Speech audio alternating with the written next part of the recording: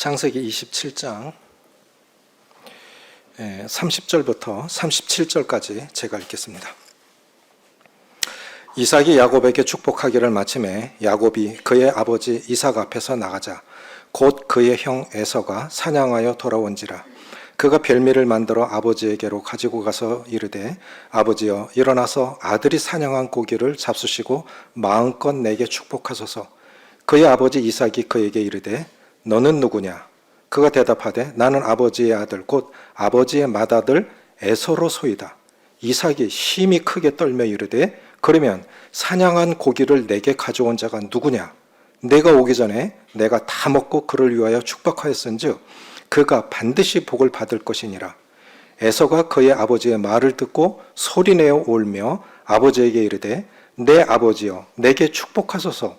내게도 그리하소서. 이삭이 이르되 내 아우가 와서 속여 내 복을 빼앗았도다. 에서가 이르되 그의 이름을 야곱이라 함이 합당하지 아니하니까 그가 나를 속임이 이것이 두 번째니이다. 전에는 나의 장자의 명분을 빼앗고 이제는 내 복을 빼앗았나이다. 또 이르되 아버지께서 나를 위하여 빌 복을 남기지 아니하셨나이까. 이삭이 에서에게 대답하여 이르되 내가 그를 너의 주로 세우고 그의 모든 형제를 내가 그에게 종으로 주었으며 곡식과 포도주를 그에게 주었으니 내 아들아 내가 내게 무엇을 할 수 있으랴. 인생의 학교에서 배우는 세 가지 교훈이라는 제목으로 말씀을 드리길 원합니다. 우리가 배우는 것이 한두 가지가 아니죠. 그런데 창세기 27장에서 이삭이 이제 죽을 때가 다 된 줄 알고 내가 죽기 전에 그 에서에게 들어가서 짐승을 사냥해서 음식을 만들어 오면 내가 너에게 마음껏 축복하마. 그 시대의 족장의 축복은 다른 말로 하면 유산을 넘기는 거예요. 그래서 그 시대 족장들은 축복권도 있었지만 재판권도 있었어요. 그리고 족장의 권위는 이건 뭐 무수부리의 권위입니다. 살고 죽는 것도 족장들이 결정하는 거예요. 지금도 아프리카에 그런 족장들이 계시죠. 죽기 전에 그런데 이제 문제가 뭐냐면 이삭은 에서를 좋아하고 리브가는 야곱을 좋아하는. 그래서 이 자녀들이 문제가 아니고 자녀들을 대하는 부모가 자녀를 대하는 방식의 문제가 있어요. 그것이 연세 드셔도 잘 안 바뀌더라고요. 자기가 좋아하는, 그러니까 부모들의 편애와 집착이 오히려 자녀들을 망치고 더 어렵게 했던 것 같아요. 그러니까 자신들이 잘 모르니까 계속 그렇게 사시는 것 같고, 그 나이가 되어야만 깨달아지는 진리가 있고 그 상황을 경험해야만 깨달아지는 진리가 있습니다. 자기가 가보지 않은 길을 말하기는 어려운 거예요. 지금은 120세 세대라고 그러잖아요. 120세 시대. 100세를 넘어서서 120세 시대라고 얘기를 해요. 제가 1986년도 12월에 결혼을 했는데 그때만 해도 시골에서는 어르신들이 회갑을 맞으면요 동네 잔치를 했어요. 그리고 부주도 했어요. 우리가 결혼하면 부주하잖아요.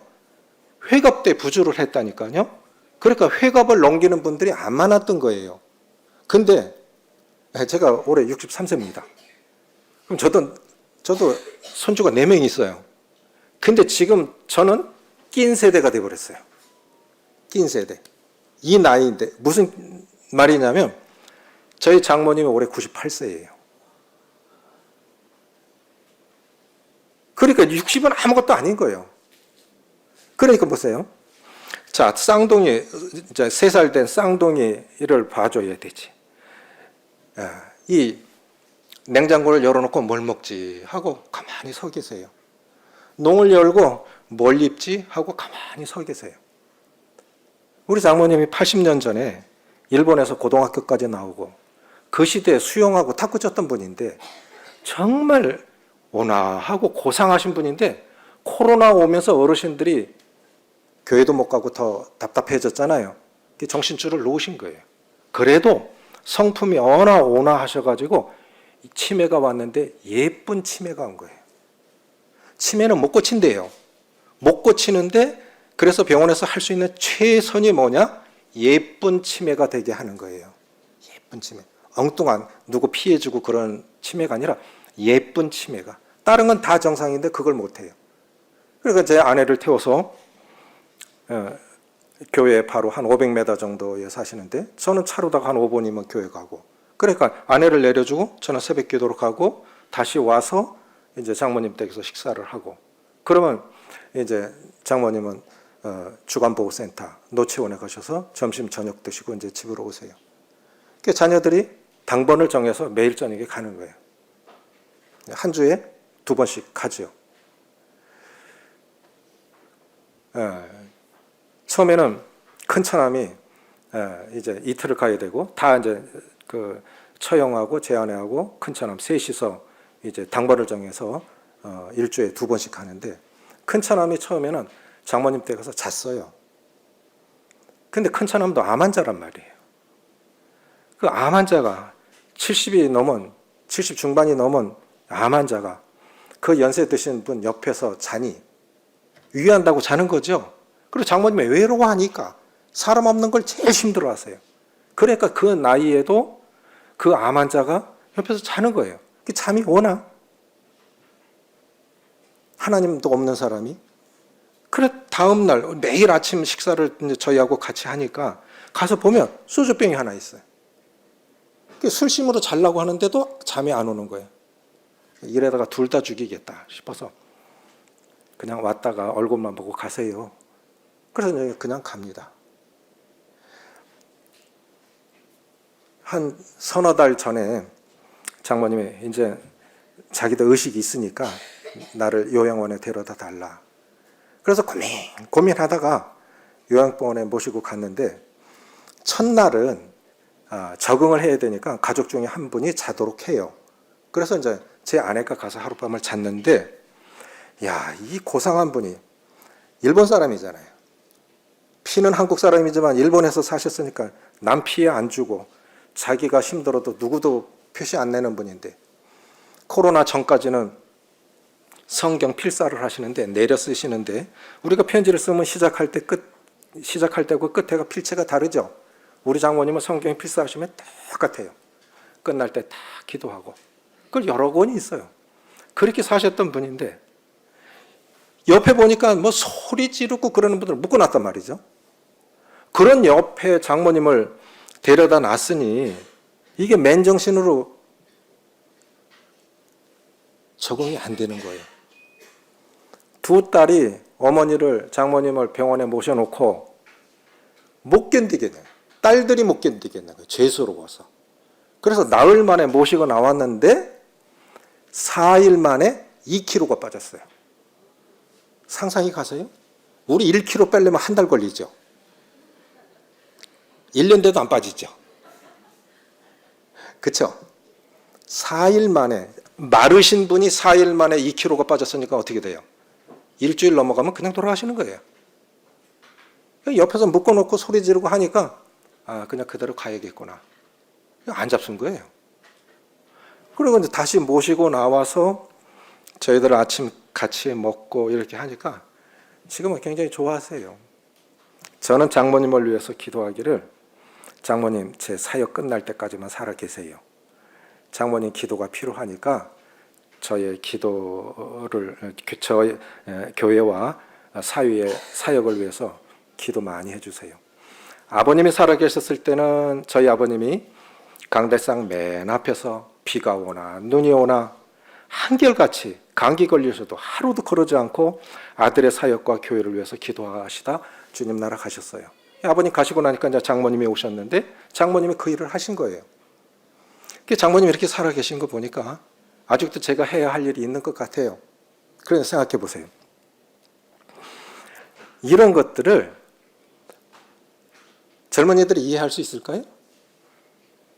또 그런 연세 드신 분들을 모시고 있는 60대 내지 70대 분들을 다른 분들이 이해할 수 있을까요?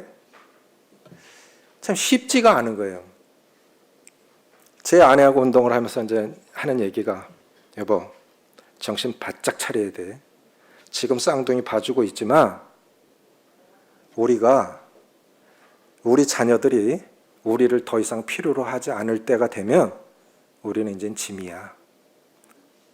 맞습니까? 그건 고마움이 아니고요. 우리 옛말에 애 봐준 공은 없다 하지요. 맞죠? 손주들 축자 사자 봐주고 뭐 무릎 관절 연골 터지고 다 말짱 도루묵이에요. 지나고 나면 당신 거고 나는 내 자식이 귀한 거고, 맞죠? 부모 생각 안 나는 거예요. 그래서 제 아내에게 정신 바짝 차려. 더 이상 우리가 자녀들이 우리를 더 이상 필요로 하지 않을 때는 그때부터는 짐으로 느낄 거야. 그냥 우리끼리 살아야 돼. 절대로 자녀들에게 짐 되지 말고 잘 살다 가야 돼. 그러니까 우리끼리 건강 잘 돌보고 정말 정신 바짝 차리지 않으면 자식들에게 짐스럽게 느껴지면 안 된다. 그렇게 얘기를 했어요. 왜 이런 말씀을 드리냐면 그 나이가 돼야만 깨달아지는 진리가 있어요. 그 상황을 경험해야만 또 깨달아지는 진리가 있습니다. 지금 이삭은 죽을 때가 다 되어서 깨닫는 교훈들이 있는 거예요. 이제 죽을 때가 다 되니까 에서에게 들어가서 사냥해 갖고 와라. 그러면 그거 먹고 내가 너를 마음껏 축복하마. 그리고 에서가 나갔어요. 그걸 누가 들었을까요? 그걸 누가 들었죠? 예? 누가요? 크게. 리브가가 들었죠. 세상에서 제일 무서운 사람들이 누굴까요?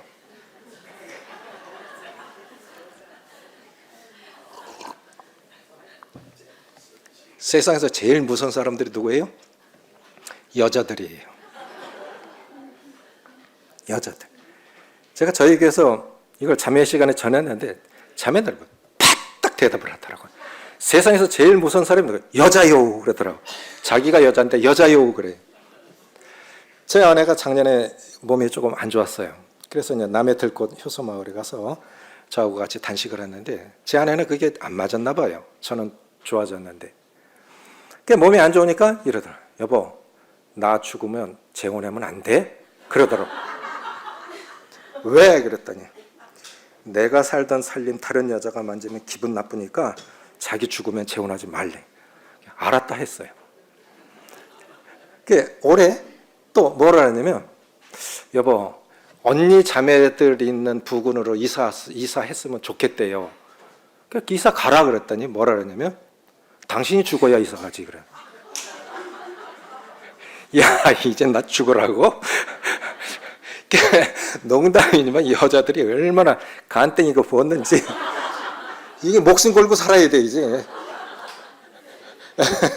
60 넘어서는 남편들이 목숨 걸고 살아야 돼. 그거를 리브가가 들은 거예요. 자, 이삭이 인생의 학교에서 배우는 세 가지 교훈이 뭐냐면 첫 번째, 이삭이 배우는 교훈은 하나님의 뜻은 바꿀 수 없다고 하는 것입니다. 하나님의 뜻은 바꿀 수 없다고 하는 거예요.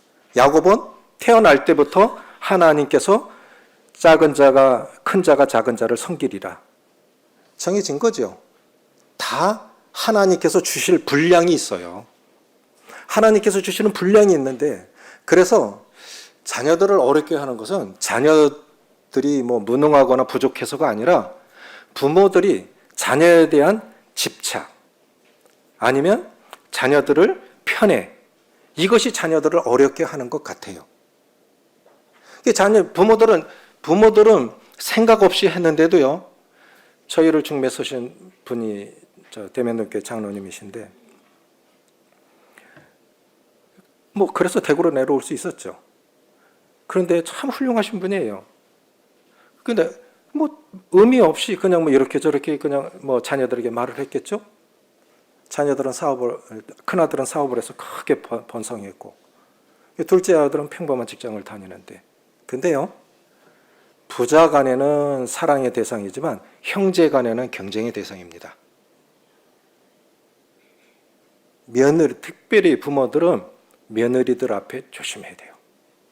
아주 조심해야 돼요. 그 의미 없이 한 건데 듣는 사람들은 다르게 들어요. 어느 날 아들하고 며느리가 자기 집에 안 와. 전화도 안 해. 그게 상처받았다는 거죠. 그렇죠? 그러니까 부모들이 정말 조심했어야 돼요. 말 한마디라도. 자기 입장에서만 얘기하고 이렇게 말했는데 저렇게 받아들이는 게 사람이에요. 이삭은 어떤 사람이었습니까? 아버지 아브라함이 자기를 데리고 모리아 산으로 올라갔을 때 자신의 생명을 제단 위에 올려놓았던 사람 아닙니까? 하나님의 말씀에 순종해서 내가 죽는 것이 하나님의 뜻이야? 나를 번제로 태워서 드리는 그것이 하나님의 뜻이어서 늙은 아버지가 나를 데리고 여기까지 왔다? 그게 하나님의 뜻이라면 죽어야지. 자기 생명도 하나님 말씀 순종하기 위해서 그 늙은 아버지의 권위가 아니라 하나님 뜻에 순종하기 위해서 자신의 생명을 제단 위에 올려놓았던 사람이 이삭이라고요. 그런데 그 이삭이 지금 자기가 좋아하는 에서를 축복하려고 데려가서 사냥해서 온 그 짐승을 음식을 만들어 오면 축복하겠다고 하는 거예요. 이것은 하나님께 정면으로 도전하는 거죠. 하나님의 뜻을 지금 바꾸려고 하는 거 아닙니까? 맞죠? 나중에 이제 다 먹고 야곱을 축복했는데 에서가 사냥해 와서 아버지 이거 드세요. 응? 넌 누구냐? 나의 에서지요. 내가 이미 축복을 했는데 그럼 누가 축복을 가로챈 거예요? 누가 받은 거예요? 야곱이 에서인 줄 알고 이미 축복을 했는데 진짜 에서가 들어온 거예요. 그랬을 때 33절 같이 읽습니다. 시작. 이삭이 힘이 크게 떨며 이르되 그러면 사냥한 고기를 내게 가져온 자가 누구냐? 내가 오기 전에 내가 다 먹고 그를 위하여 축복하였은즉 그가 반드시 복을 받을 것이라. 축복을 되돌릴 수가 없어요. 그럼 엄청난 실수를 한 거죠. 그렇죠?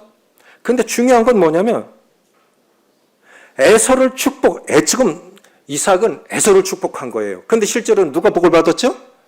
야곱. 에서를 축복한다고 축복했는데 실제로는 야곱이 복을 받아. 그러니까 이게 하나님의 뜻은 못 바꾸는 거예요. 그래서 우리가 우리 자녀들에게 부모들이 특별히 조심해야 할 것은 우리 자녀들이 하나님의 뜻을 잘 분별하고 이해하고 그 하나님의 뜻에 따라 살 수 있도록 부모들이 자녀들을 지지해주고 격려해주고 기도해주는 것 부모 노릇입니다. 이래라 저래라 교육자 집안의 장남을 교육대를 보냈어요. 얘는 공대에 가야 했던 애예요. 결국은 학교 안 가고 결혼도 망치고 이런 사람들 많이 봐요. 넌 법대 가라. 얘는 공대 가야 할 사람이에요. 결국 부모들이 자녀에 대한 지나친 욕심, 집착, 편애 이것이 결국은 형제간에도 원수로 만들어버린 거죠. 그렇지 않습니까?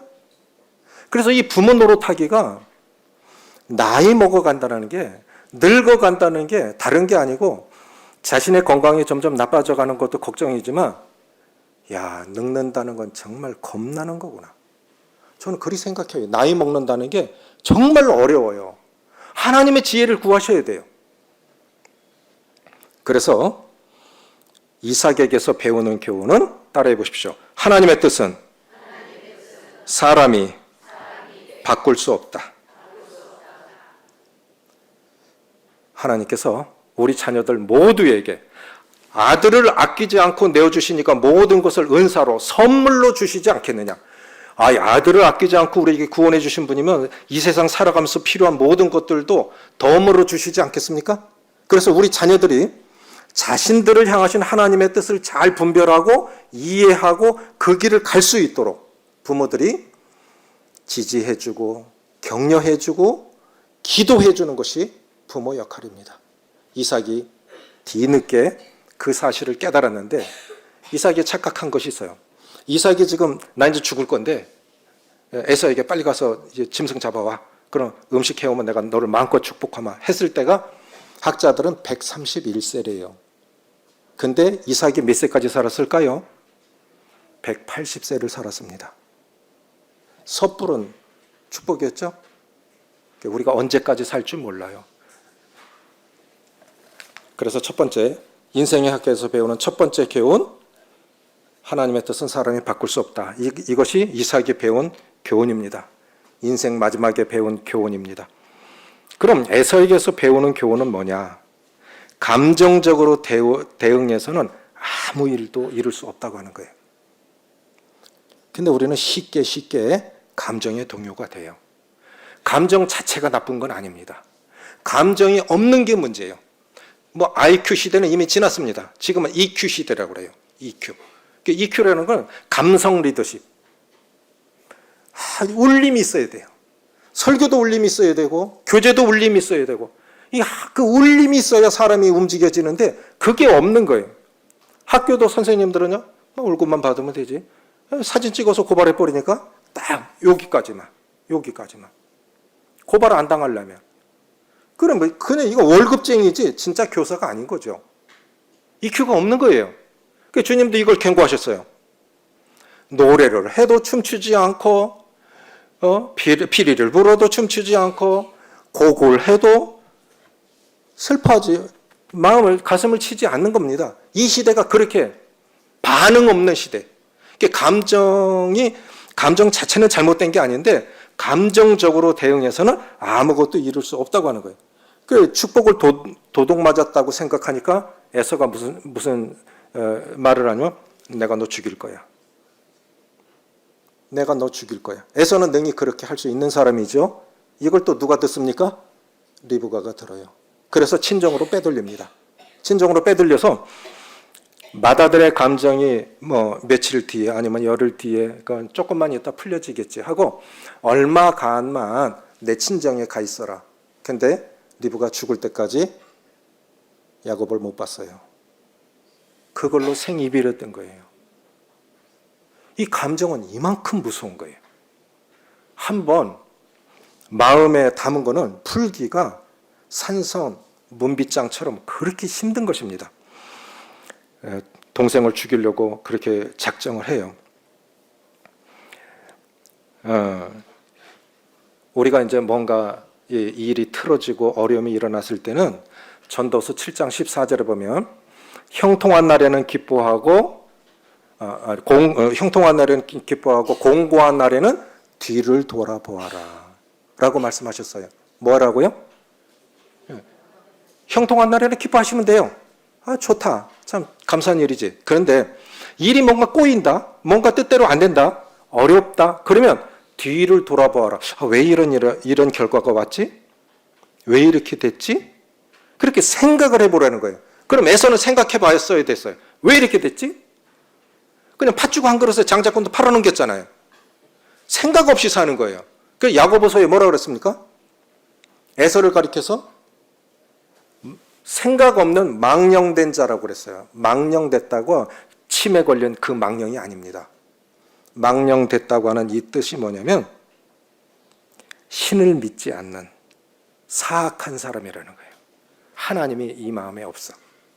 우리가 그리스도인이지만 신분적으로 그리스도인이지만 그리스도인이 되었다는 것과 그리스도인으로 살아가는 것은 별개의 문제입니다. 그러니까 늘 우리가 말씀을 마음에 품고 살지 않으면 어떤 면에서요, 그리스도인들보다 세상에서 더 착한 사람들도 많아요. 선한 사람들 많아요. 그러니까 우리가 말씀을 늘 마음에 품고 살지 않으면 감정적으로 살아가는 거예요. 그런 사람을 하나님께서 쓰실 수가 없다고 하는 것입니다. 그래서 동생을 죽인다고 하죠. 그런 독한 마음을 품었어요. 또 하나는 뭐냐면 부모를 어떻게 한번 애매겨 볼까? 이런 결심을 하고요. hen 여인, 가나안 이방인 원주민들 여인을 아내로 맞아들입니다. 이건 의도적으로 부모를 어떻게 하면 속삭일 수 있지? 작정을 한 거예요. 그래서 리브가가 뭐라고 그럽니까? 이 hen 여인들로 인하여 내 생명을 싫어하노라. 이건 다시 말하면 죽고 싶어. 죽고 싶어. 저 이방인 여인들 볼 때마다, 에서를 볼 때마다 참 죽고 싶어. 부모도 잘못했지만 자식이 부모에 대해서도 그렇게 감정적으로 하고 자기 형제에 대해서도 그렇게 감정적으로 하는 거예요. 그걸 안 푸는 거예요. 그러니까 이건 뭐냐면 자신을 죽이는 겁니다. 자신을 죽이는 거고 하나님께서 그런 사람을 쓰실 수가 없어요. 그리고 내가 이 원한을 안 풀으면 주변 사람들도 죽이는 거예요. 쓴뿌리가 나서 그들도 하나님의 복이 임하지 못하게 하는 거기 때문에 굉장히 조심해야 돼요.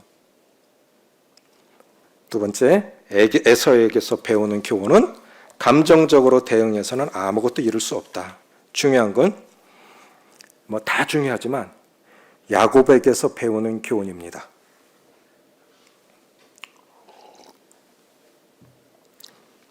야곱에게서는 무엇을 배울 수 있을까요? 따라해 보십시오. 진정한 믿음은 꾀를 부리지 않는 것이다. 이거 우리가 알죠.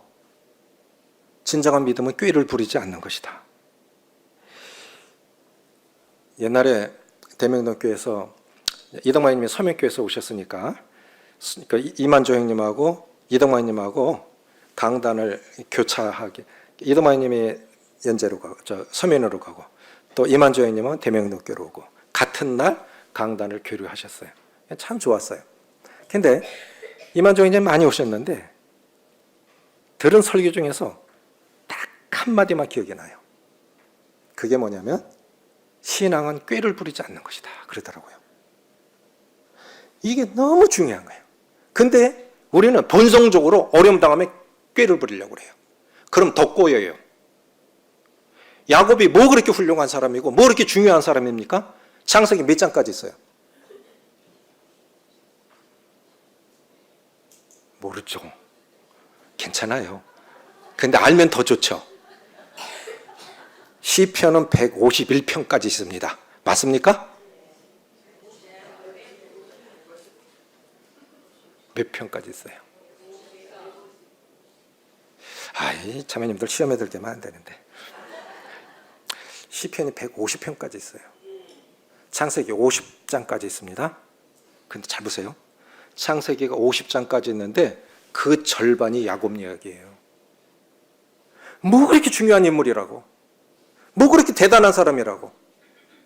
이사야 41장에 보면, 40장에 보면 야곱을요, 너 지렁이 같은 야곱아, 아주 그냥 혐오스럽다. 아유 징글징글해, 징글징글해. 너만 보면 징글징글해. 창세기 25장에서 야곱이 태어나요. 창세기 25장에서 50장까지 유언할 때까지 50장이에요. 그러니까 창세기 절반이 야곱 이야기예요. 뭐 그렇게 대단한 사람이라고. 그러니까 야곱이 변화되어져 가는 과정이 그만큼 어렵고 오래 걸리고 중요하다고 하는 것이죠. 우리하고 닮은 사람 보면 참 배울 게 많죠. 그렇죠? 아이고 꼭 나같이 하네. 그런데 야곱이 이렇게 거짓말을 합니다. 자, 이제 엄마가 듣고 야 빨리 가서 염소 새끼 잡아봐라. 그럼 뭐 아내니까 남편이 뭐 음식 좋아하는지 잘 알잖아요. 맛있는 음식인데 갖다 드릴 테니까 엄마 복은 고사하고 아버지가 나를 저주하면 어떡해? 아버지가 나를 저주하면 어떡해? 저주는 내게 돌리고. 그래서 여자가 독한 거예요. 자식을 위해서는 죽는 것도 겁받네. 자식을 위해서는. 이게 여자들이. 그래서 딱 갖다 드렸단 말이죠. 그러니까 아버지 넌 누구냐? 에서인데요. 분명히 눈이 멀어가지고 안 보이지만 목소리는 야곱인데 에서래. 그럼 확인을 해봐야 돼. 그럼 보니까 염소 털로 다 덮어갖고 갔겠죠. 그러니까 만져보니까 털이 많아. 그러니까 분명히 음성은 야곱인데 만져보니까 에서야. 그러니까 음식 잘 먹고 축복을 했어요. 근데 이삭이 뭐라 하냐면 내가 누구냐고 묻습니다. 근데 야곱이 에서라고 대답하죠. 거짓말한 거죠. 두 번째, 네가 어떻게 그렇게 빨리 잡았냐? 하나님이 순적하게 만나게 해주셨습니다. 하나님을 팔아먹어요. 그러니까 거짓말은 거짓말을 낳는 거예요. 그 거짓말을 합리화하기 위해서 또 다른 거짓말이 동원이 돼야 돼요. 그래서 꾀를 내면 안 된다는 거예요. 하나님 반드시 고치기 위해서 그 사람 대가를 지불하게 하십니다. 하나님까지 팔아먹어요. 세 번째 뭐냐면 이건 염소고기인데 하나님이 순적하게 만나게 해주셔서 잡아온 겁니다. 근데 실제로는 염소 새끼 잡은 거죠. 근데 지금 사냥해 온 거라고 그랬다고요. 3번 거짓말 했죠. 하나님이 3번 사기를 당하게 하시는데 아니 사기 당할 걸 사기를 당해야지. 마누라를 사기 당해요. 그렇죠? 자기가 좋아하는 사람은 라헬인데 자고 일어나 보니까 레아가 옆에 있어. 자기보다 한 수 위 라반을 붙여놓으신 거예요. 아주 교모한 사람이에요. 그래서 자기 딸 둘을 다 팔아먹어요. 한 사람에게. 그렇죠? 품삯을 10번이나 속입니다. 품삯을 10번이나 속이고 그 다음에 세 번째 요셉이 팔려갔는데 이 아들들이 요셉의 옷을 벗겨갖고 짐승에 피를 묻혀서 아버지 이거 들에서 주웠는데 이게 누구 거예요? 아이고 요셉이 짐승에게 찢겨 주겠구나. 자식들한테 속은 거예요. 애굽에 내려가서 요셉 만날 때까지 얼마나 이 불행한 삶을 살았어요. 갈라디아서 6장 7절에 사람이 무엇으로 심든지 그대로 거두리라. 어떤 면에서 이 말씀은 참 두려운 겁니다. 왜냐하면 자기가 행한 대로 자기가 받아야 그래야 깨닫는 거예요. 이게 자신은 몰라요. 잘못하면서도. 그 깨닫게 하기 위해서 주님이 그렇게 하신 것이죠. 근데 야곱이 그렇게 안 해도 그런 방법으로 안 해도 야곱은 복 받을 사람이죠. 그렇죠? 신앙은 꾀를 내는 게 아니에요. 그랬던 야곱이 배워야 할 교훈은 하나님의 뜻은 하나님의 때에 정확하게 이루어집니다. 아멘이십니까? 욕심낸다고 꾀낸다고 되는 거 아니에요. 오히려 더 꼬여요. 하나님이 어렵게 하셨으면 그거 다 당해야 돼요. 꾀를 내면 더 꼬이는 거예요. 야곱은 어떻게 표현했을까요? 저는 이것이 창세기 25장 25장이나 야곱에게 할애한 이유가 여기 있다고 봐요. 이런 야곱이, 이 징글징글한 야곱이 어떻게 이스라엘이 될 수 있었을까? 첫 번째는 하나님의 주권을 인정하는 사람으로 변합니다. 이렇게 변해요. 이제 요셉이 애굽의 총리가 됐어요. 7년 풍년이 왔고 7년 흉년이 오는데 먹을 것이 없으니까 애굽에 곡식이 있단다. 돈까지 가서 사오라. 그런데 요셉이 알아봤어요. 형들을. 그래서 시몬을 볼모로 잡아놓고 네 동생 베냐민을 데려와. 안 데려오면 너 다시 내 얼굴 볼 줄 생각하지도 마. 이렇게 해서 보내서 아버지한테 얘기를 하니까 아버지는 전후 사정을 모르잖아요. 요셉이 살아있다는 거 모르잖아요. 라헬을 통해서 태어난 요셉이 없어졌고 베냐민 하나 남았는데 얘까지 데려오라. 그건 안 돼. 그건 죽어도 안 돼. 양식은 떨어졌고 베냐민 안 데리고 가면 양식은 이제 더 이상 못 살겠고 아버지 갔다 왔으면 벌써 2번이나 갔다 왔을 건데 아버지 때문에 못 가잖아요. 나중에 어떻게 합니까? 전 이렇게 생각해요. 요셉으로 비유된 주님은 야곱으로 비유된 우리에게 이건 내려놔라. 너 이거 내려놔라. 지금 주도권 싸움하고 있는 거죠. 기싸움하고 있는 거죠. 야곱은 모르는데 결국은 요셉과 야곱이 기싸움하고 있는 거죠. 요셉은 베냐민 보내라고 그래요. 야곱은 죽어도 못 보낸다 해요. 그런데 상황이 더 악화되니까 야곱이 내가 베냐민을 내가 자식을 잃게 되면 이르리로다. 창세기 43장에서 내가 자식을 잃게 되면 이르리로다. 젊은 야곱이었다면 어림없는 얘기입니다. 세월이 지나서 야곱도 변한 거예요. 하나님의 주권을 인정할 줄을 알아요. 그래서 사람이 변하는 것은 쉽게 변하는 것이 아닙니다. 경건도 거룩도 우리가 한 분야의 전문인이 되려면 1만 시간의 훈련 시간이 필요하대요. 얼마요? 1만 시간. 그 1만 시간의 법칙이라는 책이 있는데 1만 시간이 어느 정도인지 아십니까? 하루에 3시간씩 훈련을 하면 10년이 걸려요. 5시간씩 훈련을 하면 5년이 걸립니다. 하루에 10시간씩 훈련을 하면 3년이 걸려요. 제가 한 15년 전에 1년에 성경 12독을 해봐야지. 그렇게 해서 한 3년을 해봤어요. 퇴임에 했으니까 이제 시간이 많으니까 또 해야지. 지금 11독째 들어갑니다. 되는 거예요. 그러면 성경 1년에 12독 하기 위해서 하루에 성경 얼마를 읽어야 될까? 하루에 2시간씩 보면 돼요. 근데 2시간 금방 가잖아요. 유튜브 봐도. 우리가 뉴스 보면 드라마까지 봐야 되죠. 그렇죠? 2시간 금방 넘어간다고요. 시간이 없어서 못 본다고요? 습관이 안 돼 있는 거예요. 습관이 안 돼 있는 거예요. 야곱을 하나님께서 훈련하시고 끝까지 마지막까지 야곱이 마지막까지 붙잡고 있었던 것은 베냐민이에요. 근데 요거 안 놓으면 야곱이 이스라엘로 바뀔 수가 없어요. 하나님이 기대하시는 하나님의 형상, 하나님의 성품으로 바꿔주시기 위해서는, 하나님의 사람으로 바꾸기 위해서는 아브라함의 하나님도 되셨어요. 이삭의 하나님도 되셨는데 야곱이 요거 바뀌지 않으면 야곱의 하나님이 못 되시는 거예요. 그래서 마지막에 내려놔. 그것이 베냐민입니다. 나의 베냐민은 무엇입니까? 주님 그거 내려놓게 하기 위해서 여러 가지 방법을 쓰실 수가 있어요. 근데 어제 말씀드린 것처럼 잃은 것이 없으면 얻는 것도 없어요. 근데 하나님이 그거 진짜 뺏기 위해서 달라고 하는 거 아니죠. 요거 내려놓으면 더 큰 거 주시죠. 애굽의 풍성이 지금 기다리고 있잖아요. 하나님의 주권을 인정하는 사람으로. 그래서 이렇게 고백을 합니다. 전능하신 하나님께서 이렇게 고백을 해요. 하나님이 하시면 보내도 되돌려주실 수 있는 거죠. 전능하신 하나님께서 아이를 돌려보내시기를 원하노라. 포기할 줄 아는, 내려놓을 줄 아는 진정한 성숙한 사람으로 변했습니다. 두 번째 뭐냐면 인생을 이해하는 사람으로 변했어요. 사람 변화된다는 거예요. 그렇게 말처럼 쉽지 않습니다. 사람 제일 변하기 힘든 것이 사람이라고 생각해요. 정말 안 변해요.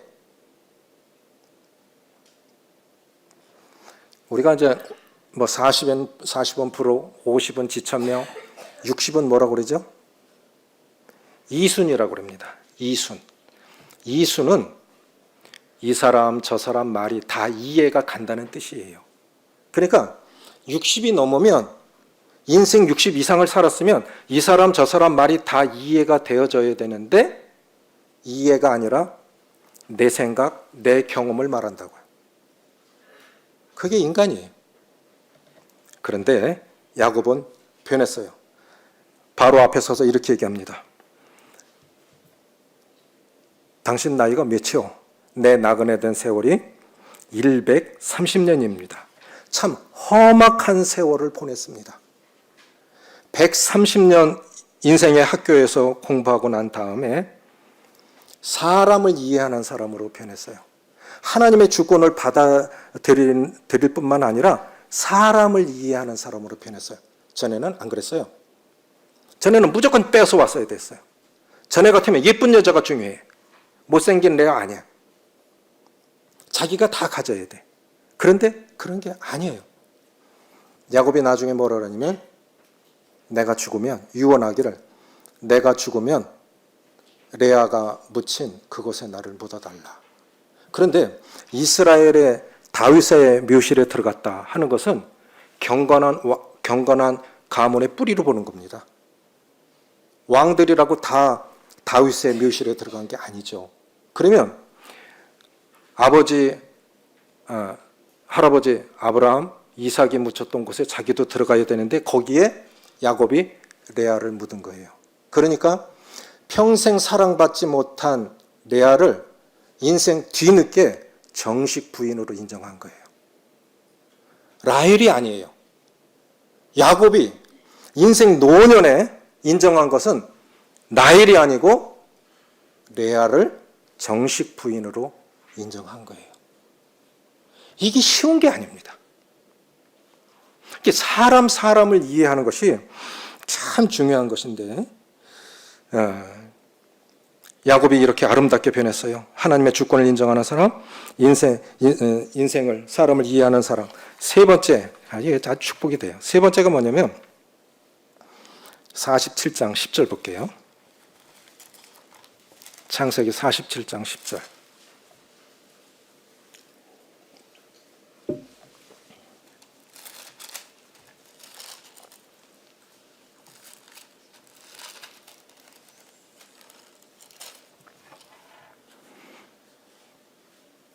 같이 읽으시겠습니다. 시작. 야곱이 바로에게 축복하고 그 앞에서 나오니라. 자, 누가 누구에게 축복해야 돼요? 일개 목동이 왕을 축복하고 나오잖아요. 저는 우리 자매님들이 다 축복의 사람으로 변하시기를 원합니다. 아버지 학교에 갔어요. 오래전에 아버지 학교에 갔는데 진짜 애비 노릇 좀 제대로 하고 싶어서 사역자인 내가 사역자가 아니라 애비 노릇 진짜 조금 더 잘하고 싶어서 아버지 학교에 갔는데 형제님들도 많이 같이 갔는데 숙제가 뭐냐면 민수기 6장 제사장의 축복 기도로 자녀들을 매일 축복하는 겁니다. 민수기 6장에 보면 제사장의 축복 기도가 나오는데 여호와는 내게 복을 주시고 무슨 복? 여호와는 내게 복을 주시고 너를 지키시기를 원하며 보호의 복. 육신도 보호받아야 되지만 우리 영도 우리 믿음도 다 보호받아야 돼요. 보호의 복. 여호와는 내게 복을 주시고 너를 지키시기를 원하며 여호와는 내게 은혜를 베푸사 너를 한번 찾아볼까요? 민수기 6장 한번 찾아보실게요. 또 금방 생각이 안 나네.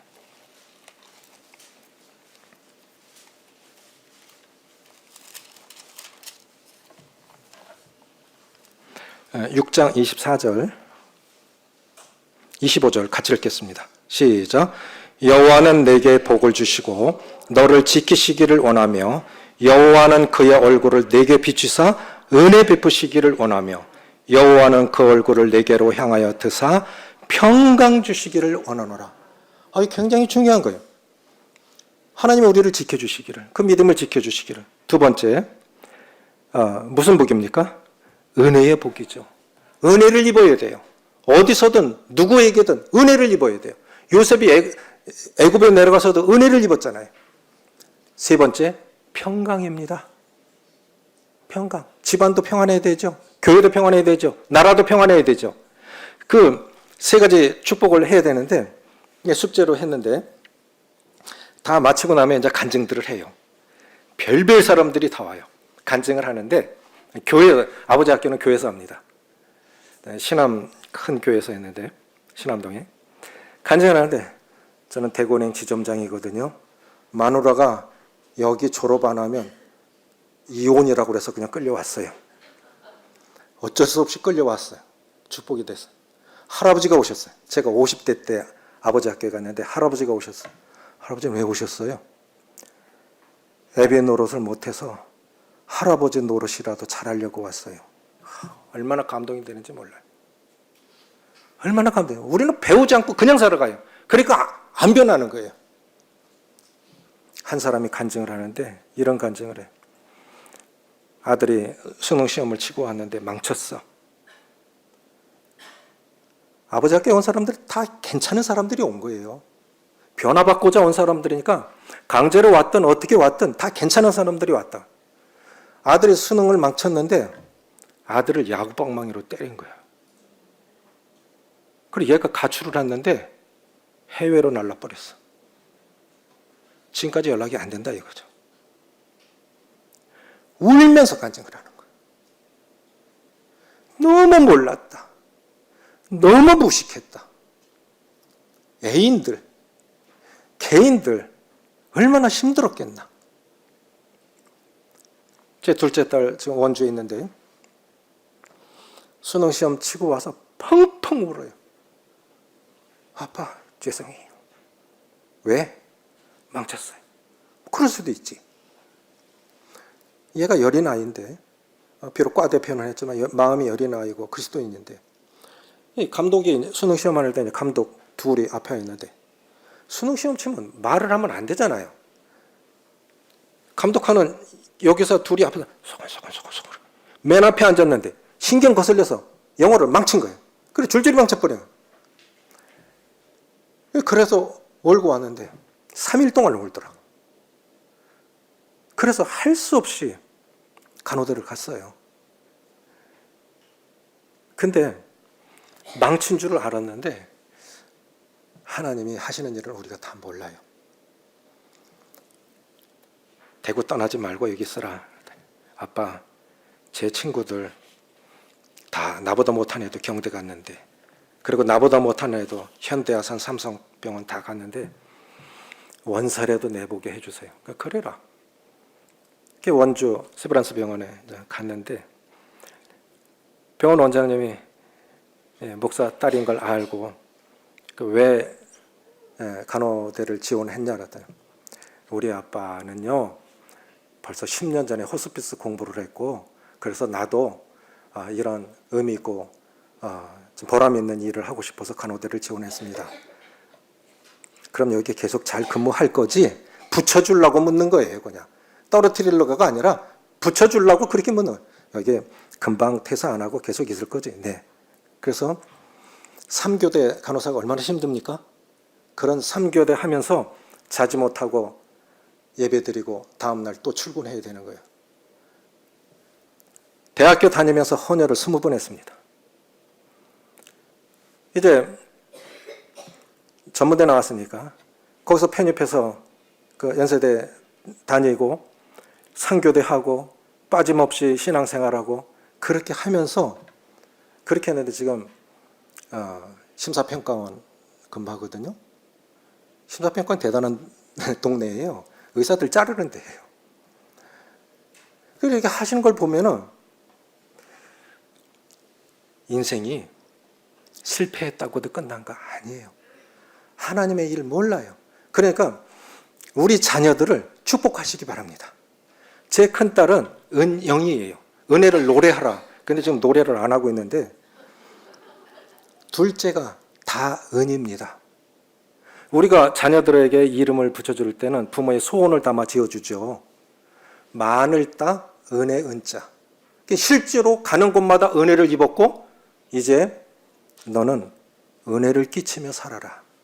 그래서 실제로 그렇게 살아가고 있어요. 원주교회 책임교사로서 사위가 그 책임교사하고 있고 자녀들을 축복하시고 무사람을 축복하시는 자매님들이 되시기를 바랍니다. 야곱이 어떻게 변했습니까? 하나님의 주권을 인정하는 사람으로 내 꾀가 아니라 내 경험이 아니라 하나님 뜻이면 순종하고 복종할 수 있는 하나님의 주권을 인정할 줄 아는 사람. 두 번째는 사람을 이해할 수 있는 사람. 이 사람 저 사람 봐도 다 불쌍해. 그런 마음 드십니까? 돈이 얼마나 많든 뭐 얼마나 잘났든 성공했든 못했든 이 사람 이래서 불쌍하고 저 사람은 저래서 불쌍하고 그것이 진정한 하나님의 사람인 줄 믿습니다. 다 불쌍해. 세 번째, 축복의 사람. 저는 이것이 그리스도인들의 특징이라고 생각을 해요. 그렇게 됐으면 좋겠어요. 축복의 사람으로. 미국의 그 긍정의 힘 저자 조엘 오스틴이라고 하는 목사님이 계신데 아버지 교회를 물려받았어요. 시골 교회인데 몇십 명 안 모이는 교회인데 몇십 명 안 모이는데도 얼굴이 완전 맨날 우거지상이야. 그래서 이분이 생각한 게 이 민수교육장을 갖고 축복한 거예요. 장로 모임을 해도 축복으로 시작해서 축복으로 끝나는 거예요. 성도들을 만나도 축복하는 거예요. God bless you. 당신을 축복합니다. 축복합니다. 교회가 축복교회로 바뀐 거예요. 저는 그분의 성경적 분별에 대해서는 동의하지 않습니다. 근데 하는 방식에 대해서 동의해요. 지금은요 3만 명 모여요. 근데 그 바뀌게 된 동기가 뭐냐면 일상의 언어가 축복의 언어로 바뀌면서부터. 여러분 교회가 바뀌시기를 원하세요? 가정이 바뀌시기를 원하세요? 내 인생이 바뀌시기를 원하세요? 언어부터 바꾸세요. 축복의 언어로 바꾸시길 바랍니다. 그러면 하나님이 놀라웠게 축복하시는 걸 실제로 경험하실 것입니다. 기도하시겠습니다.